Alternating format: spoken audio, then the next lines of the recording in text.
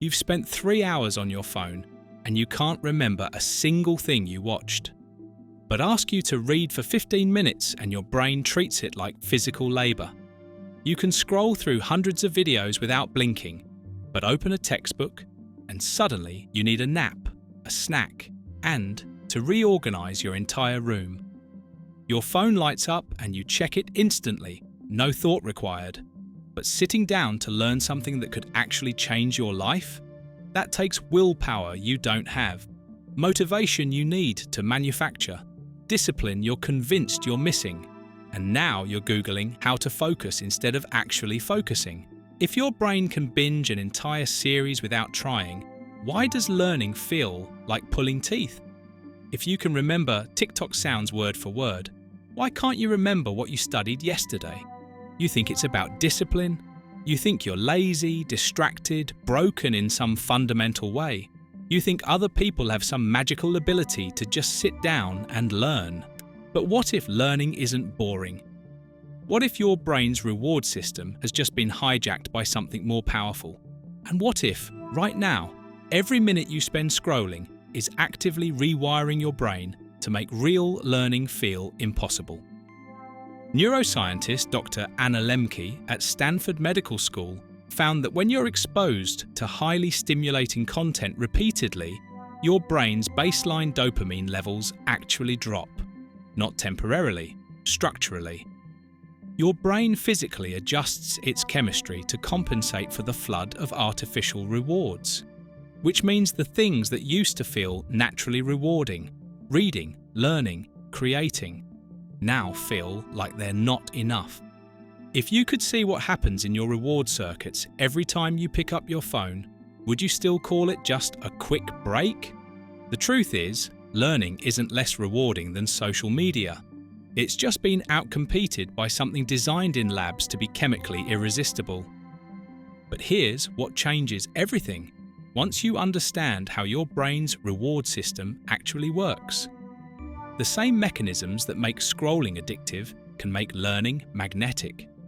Your brain doesn't care whether dopamine comes from a notification or from understanding something new. It just responds to the pattern of rewards. But here's what you need to know, and what changes the moment you understand it. Your brain's reward system drives addiction, but it can also drive deep learning and genuine curiosity. And today, that's exactly what we're going to unlock. So here's how we'll do it, step by step, starting with just one shift you can make in the next 5 minutes. We're going to break down the 4 hidden ways social media has restructured your reward circuits, the subtle patterns you've never noticed that make scrolling feel effortless and learning feel exhausting. Then we'll dive into the neuroscience of what actually makes something addictive, pulling from research on dopamine, reward prediction, and the specific brain systems that drive motivation. And finally, I'm going to give you 7 research-backed strategies to make learning as compelling as your feed. Not by forcing yourself to focus, but by designing your learning environment to trigger the exact same neural patterns that keep you scrolling. These aren't generic study tips. These are specific techniques grounded in behavioral neuroscience that you can use immediately. By the end, you'll understand why your brain craves certain patterns. You'll recognize the exact moments your attention hijacking system activates, and you'll have concrete ways to redirect that same addictive drive toward things that actually build your future. The river metaphor. Think of your brain's reward system like a river. Water always flows downhill, toward the path of least resistance. Right now, social media has carved deep channels in that landscape. Every notification, every scroll, every autoplay video deepens those grooves. Learning? That's trying to push water uphill. But how do we know this isn't just a metaphor? How do we know social media is actually changing your brain's physical structure? Researchers at UCLA and Stanford spent years tracking what happens in the brain when people interact with social media versus traditional learning activities. And what they discovered explains everything.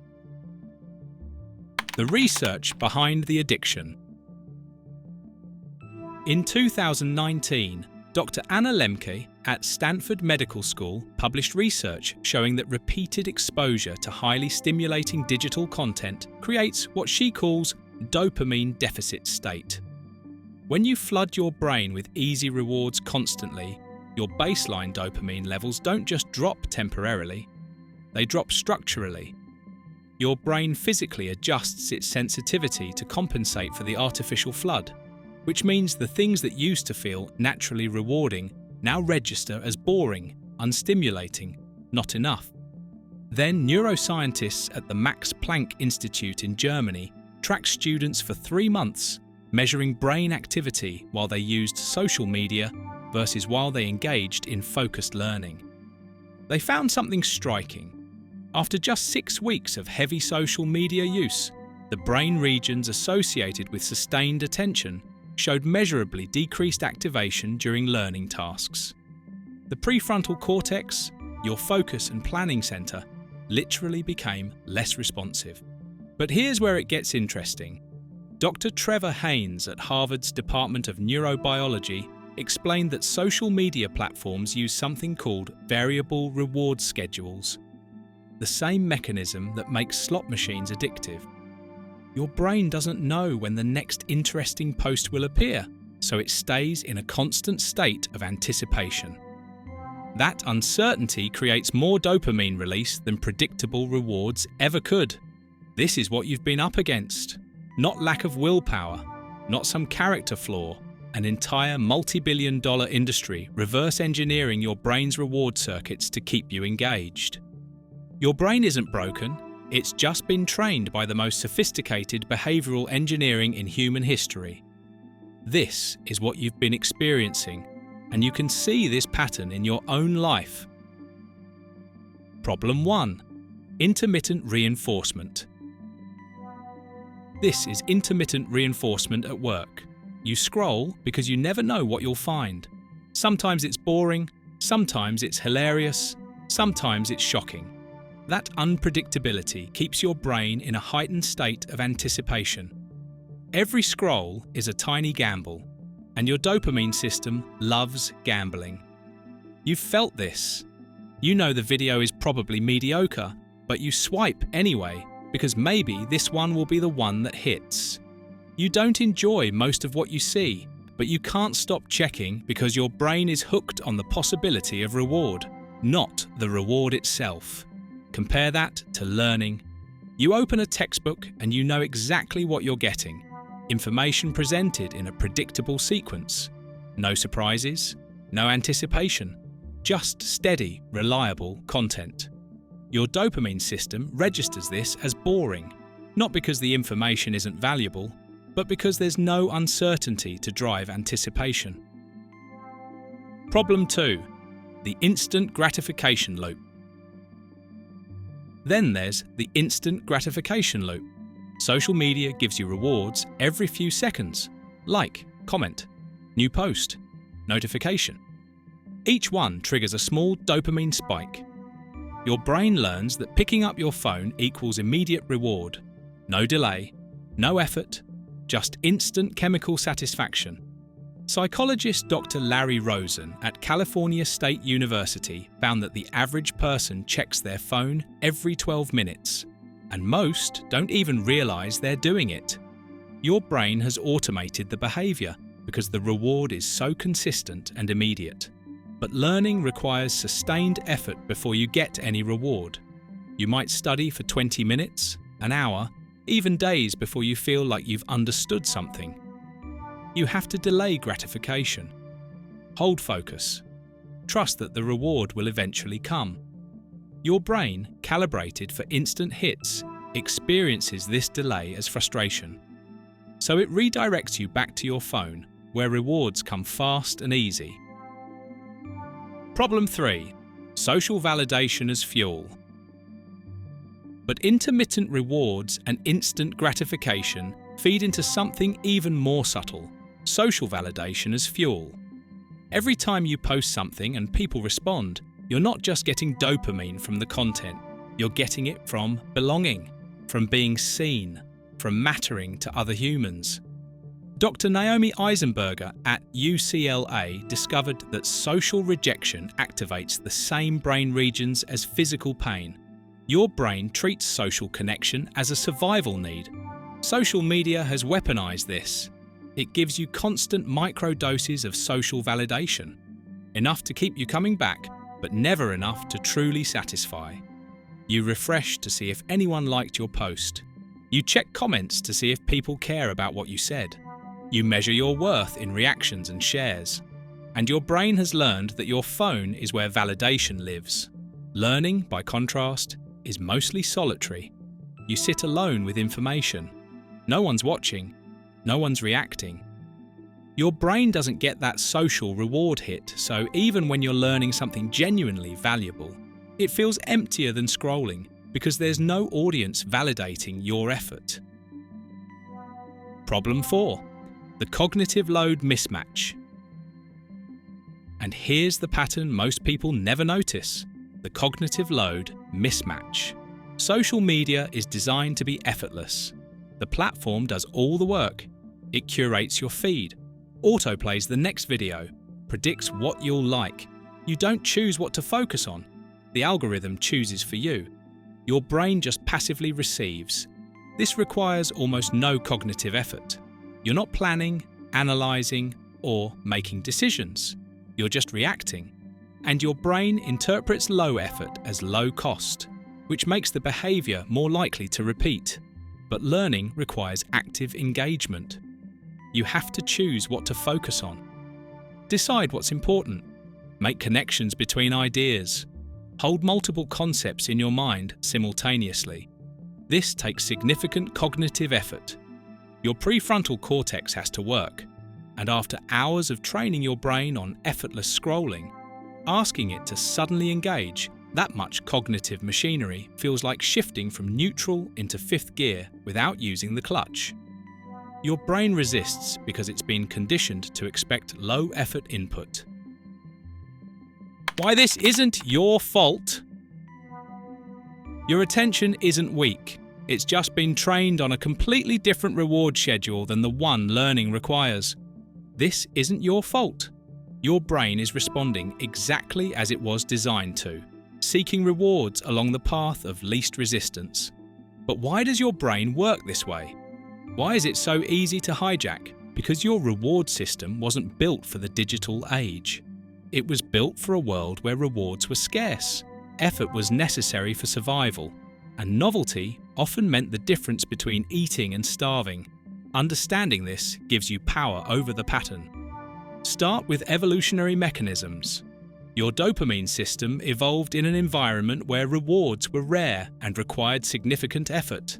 Finding food meant hours of hunting or gathering. Social connection meant physical proximity to your tribe. Novelty, a new water source, an unfamiliar animal, a change in weather, could mean survival or death. So your brain evolved to prioritize novelty, reward effort that led to resources, and create powerful motivation to seek what was scarce. This system worked perfectly for thousands of years. It kept humans alive. It drove exploration, innovation, social bonding. The problem? It didn't evolve for an environment where rewards are infinite and effortless. Social media platforms exploit every single one of these ancient drives. Infinite novelty with every scroll, social connection that requires zero physical effort, rewards that cost nothing but attention. Your brain still responds as if these are rare, valuable resources, even though they're artificially abundant and chemically empty. You're not weak for being hooked. You're a human brain responding to stimuli it was never designed to resist. Then there's the neurological mechanism, specifically dopamine's actual role. Most people think dopamine is the pleasure chemical. It's not. Dr. Wolfram Schultz at Cambridge University discovered that dopamine doesn't signal reward. It signals the prediction of reward. It spikes not when you get something good, but when you expect something good might happen. This is why anticipation feels better than achievement. Why scrolling feels more compelling than actually finding something worthwhile. Your brain isn't chasing the content, it's chasing the possibility of content. Social media keeps you in a constant state of prediction. Will this next post be interesting? Will someone have liked my photo? What's trending now? Your dopamine system fires continuously because the possibility of reward is always present. Learning, by contrast, doesn't maintain that prediction state. You know the textbook will teach you about photosynthesis. There's no mystery, so your dopamine system doesn't engage the same way.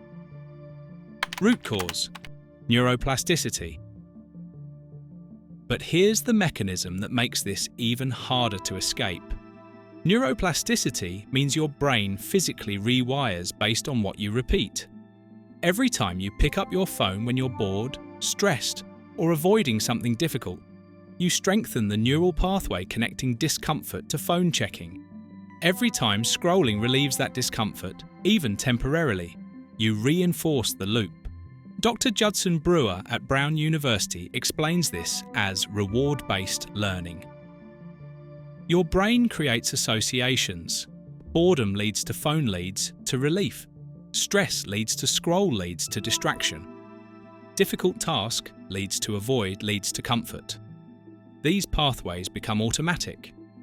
You don't consciously decide to check your phone anymore. Your brain just does it, because that's the groove you've carved through repetition. And the more you repeat the pattern, the stronger it gets. The neural pathways associated with focused learning, sustained attention, working memory, delayed gratification, those pathways weaken from disuse. Not because you're incapable, but because you're practicing the opposite behavior hundreds of times a day. But your biology and brain wiring are amplified by social and cultural mechanisms. You live in a culture that glorifies productivity while simultaneously fragmenting your attention. Everyone's phone is always out. Notifications are normalized.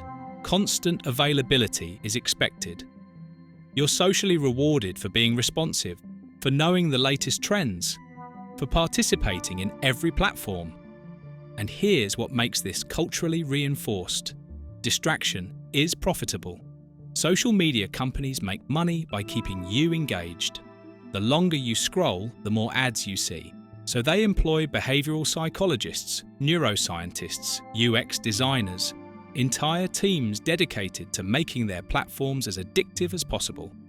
The pull to refresh gesture, modelled after slot machines. Infinite scroll, designed to eliminate stopping cues. Notifications, timed to maximise your likelihood of returning. You're not fighting your own lack of discipline. You're fighting billion-dollar companies whose entire business model depends on capturing and holding your attention. This is what you've been up against. Ancient reward circuits, neuroplastic pathways, cultural normalization of constant distraction. Platforms engineered by teams of experts to be irresistible. But the moment you realize your brain's reward system doesn't care where dopamine comes from, it just responds to the pattern. Something shifts. The same mechanisms that make scrolling addictive can be redirected. Variable rewards work for learning too. Social validation can come from progress. Novelty exists in discovery. The drives aren't the problem, the target is. And once you know how the system works, you can design your learning environment to trigger the exact same addictive patterns that social media uses, but toward things that actually build your future. Here's how. Strategy 1. Introduce variable rewards. Start with the simplest practice, introducing variable rewards into learning. Your brain craves unpredictability, so make learning unpredictable. Here's what you've been experiencing. When learning feels like a predictable march through information, your dopamine system disengages. You know what's coming. No anticipation, no surprise. Your brain labels it not worth sustained attention. Neuroscientist Dr. Nico Bunzek at the University of Dusseldorf found that novelty and unpredictability activate the substantia nigra and ventral tegmental area, the same dopamine-producing regions that light up when you scroll social media. When you introduce uncertainty into learning, your brain treats it like a game, not like work. Here's the insight. Learning doesn't have to be predictable. You just have to design uncertainty into the process.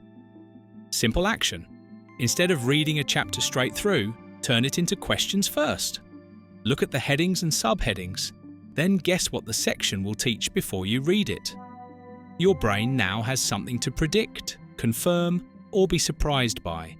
Every paragraph becomes a small revelation. Either I was right or I was wrong. Here's why. Both trigger dopamine. Or try this. When studying a topic, deliberately seek out conflicting perspectives or surprising facts. Your brain loves contradiction because it signals novelty. Read the mainstream explanation, then hunt for the counter-argument. Find the weird historical detail nobody talks about. Look for the application in a completely different field. You're creating the same "what will I find next?" drive that keeps you scrolling. Benefit: learning stops feeling like a checklist and starts feeling like exploration. Your dopamine system engages because there's genuine uncertainty about what you'll discover. Strategy 2. Gamify your progress. Once you've tried that, here's what to add. Gamify progress with visible, immediate feedback. Your brain wants instant gratification. Social media gives you rewards every few seconds. So give yourself rewards every few minutes while learning. Psychologist Dr. B.J. Fogg at Stanford's Behavior Design Lab discovered that immediate feedback is one of the most powerful drivers of habit formation.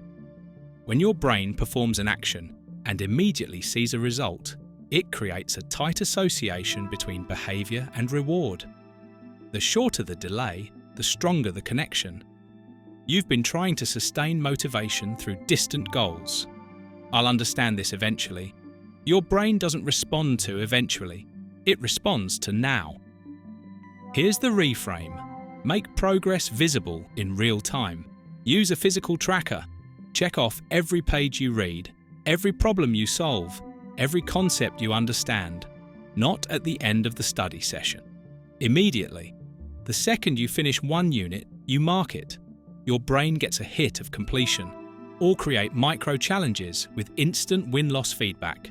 Set a timer for 10 minutes and see how many flashcards you can get through. Quiz yourself and immediately check the answer.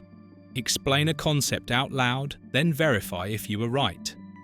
Each micro-challenge creates a prediction. Can I do this? And resolution. Yes or no, which generates dopamine. You can also build in random rewards. After every 5 problems, give yourself something small but immediate. Stand up and stretch. Get water. Look out the window for 30 seconds. Your brain doesn't know when the reward is coming, which maintains that variable reward anticipation that keeps slot machines addictive. Benefit: learning starts triggering the same immediate gratification loop your brain gets from social media, but without the cognitive cost. Strategy 3. Make learning social. Here's a technique that works even in the hardest moments. Harness social accountability and validation. Your brain craves social connection. Make learning social. Dr. Naomi Eisenberger's research at UCLA showed that social connection activates the brain's reward centers powerfully. You're not just getting dopamine from the task. You're getting it from belonging, from being witnessed, from mattering to others. You've been learning alone, which means you're missing one of the most powerful motivators your brain has. Here's what to shift. Find even one other person who's learning something. Doesn't have to be the same topic. Set up a shared accountability system where you both report what you learned today. Text, voice note, shared document, doesn't matter. What matters is that someone else sees your progress. Or go deeper. Join online study communities where people post what they're working on, not for likes, for the visibility. Your brain registers, someone witnessed my effort as social validation. Reddit communities, Discord servers, study Twitter, Find your people. Even simpler, teach what you're learning. Post explanations on social media. Make videos breaking down concepts. Start a blog documenting your learning journey. Your brain gets dopamine from the creation process and then again from any social feedback. You've redirected the validation-seeking drive from consuming content to producing understanding. Benefit: learning stops being a solitary slog and starts feeling like participation in a community. Your brain gets the social reward it's been craving, but attached to real growth. Strategy 4.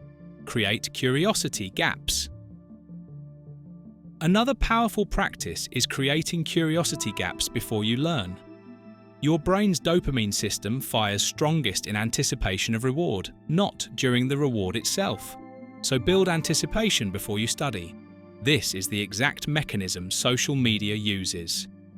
You don't know what the next post will be, so your brain stays in anticipation mode. Dr. George Lowenstein at Carnegie Mellon calls this the information gap theory. When you feel a gap between what you know and what you want to know, your brain experiences curiosity as an itch that demands scratching. Here's how to trigger this for learning. Before you study a topic, spend 2 to 3 minutes asking yourself questions about it. What do you already know? What seems contradictory? What would be surprising if true? What do you predict you'll learn? Then, and this is key, delay the answers. Don't look them up immediately. Sit with the uncertainty for a minute. Feel the curiosity. Let your brain enter that anticipation state. Then study.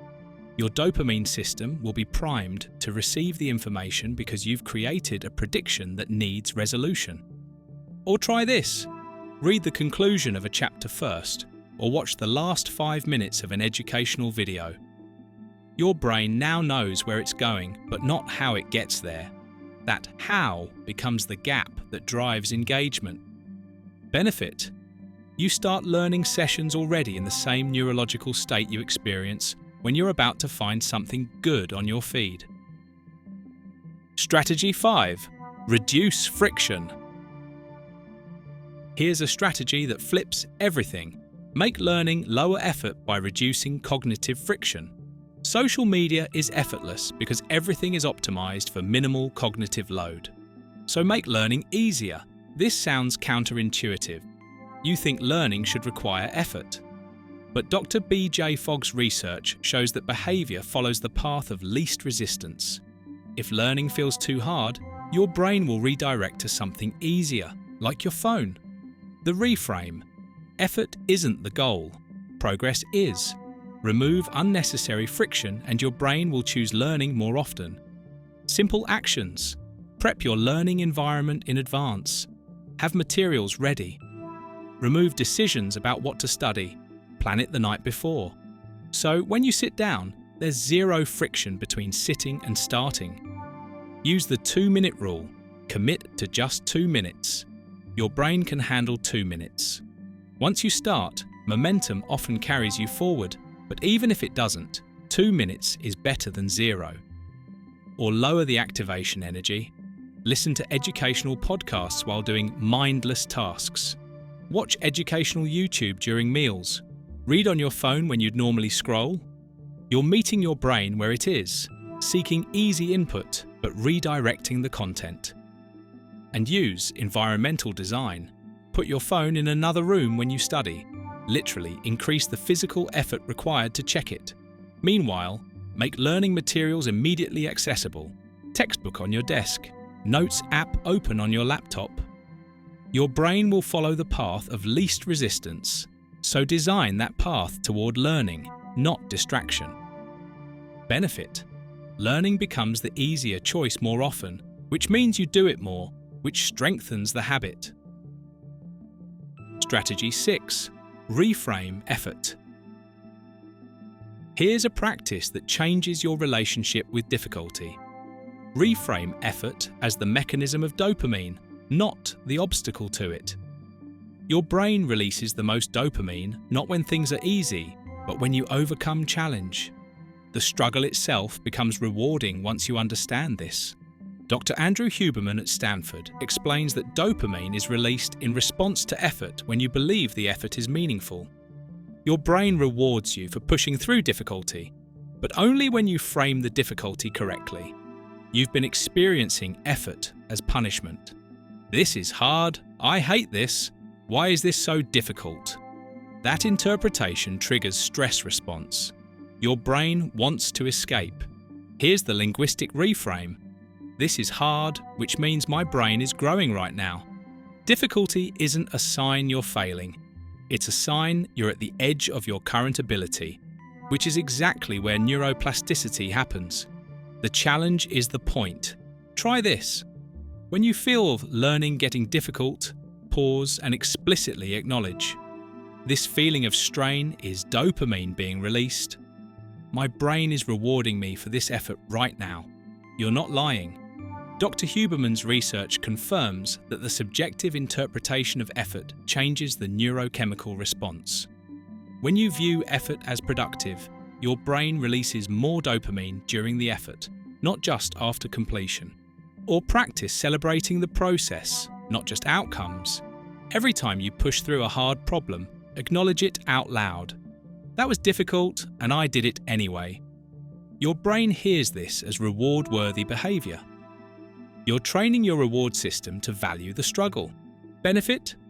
Difficulty stops being something to avoid and starts being something your brain seeks because it's learned. That's where dopamine lives. Strategy 7. Reset your dopamine baseline. Here's the final practice. Design digital detox periods that reset your dopamine baseline. Remember, Dr. Anna Lembke's research showed that constant digital stimulation lowers your baseline dopamine. You need periods of genuine low stimulation to recalibrate. This isn't about willpower, it's about chemistry. Your brain's reward system has become tolerant to artificial stimulation. You need to let sensitivity return. Simple action. Take 1 day per week where you don't use social media at all. Not use it less. 0. Your brain needs to experience what low stimulation feels like again. The first few hours will feel uncomfortable. That's dopamine withdrawal. By the end of the day, activities that normally feel boring, reading, walking, thinking, will start feeling more rewarding again. Or try this. Implement a morning before screens rule. Don't check your phone for the first hour after waking. Your brain's dopamine system is most sensitive in the morning. If you flood it with digital stimulation immediately, you set a high baseline for the rest of the day. Everything else feels underwhelming by comparison. But if you let your brain wake up slowly, natural light, movement, food, maybe reading, you preserve that sensitivity. Learning later in the day will feel more engaging. And consider this. Before every learning session, take 5 to 10 minutes of genuine stillness. No phone, no music, no input. Just sit. Your brain will resist. That resistance is addiction talking. Sitting with boredom recalibrates your reward threshold. When you then start learning, your brain is more receptive because it's not comparing the stimulation to scrolling. It's comparing it to stillness. Benefit. Your brain remembers what natural rewards feel like. Learning stops competing with artificially amplified digital dopamine and starts being evaluated on its own terms. The goal isn't to never use social media again. The goal is to stop letting it own your reward system. Research from Dr. Cal Newport at Georgetown shows that people who take regular breaks from digital stimulation report higher satisfaction with learning activities and greater sense of progress. It's not about more discipline. It's about giving your brain space to recalibrate what rewarding feels like. The struggle you've been experiencing isn't personal weakness. It's a hijacked reward system fighting to return to baseline. And the moment you stop fighting yourself and start designing for how your brain actually works, learning becomes magnetic instead of mandatory. We've been taught that focus is about discipline, that learning should be hard, that if we just tried harder, wanted it more, pushed through more consistently, everything would click. But you're not fighting a character flaw. You're fighting the most sophisticated attention capture systems ever designed, running on reward circuits that evolved for a completely different world. There's no shame in struggling against that. There's only awareness of what's actually happening. So here's what I want to know. Which of these strategies are you going to try first?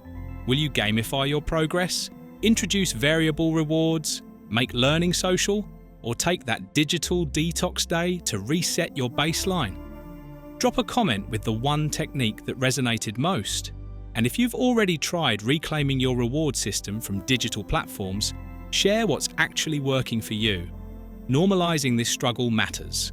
When you share your experience, you help someone else realize they're not broken either. And if this video helped you understand why learning has felt so impossible, share it with someone who's been beating themselves up about lacking discipline.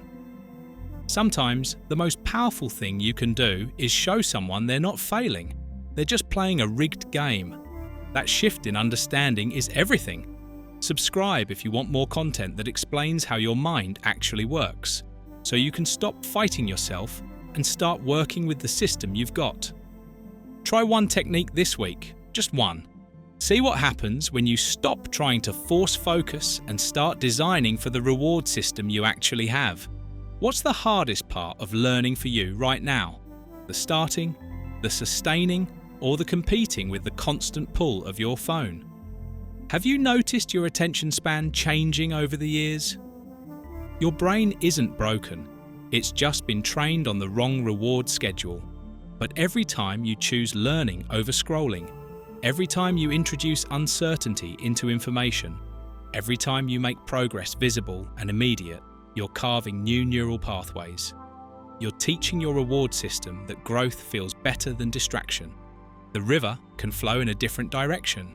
You just have to give it new channels to follow.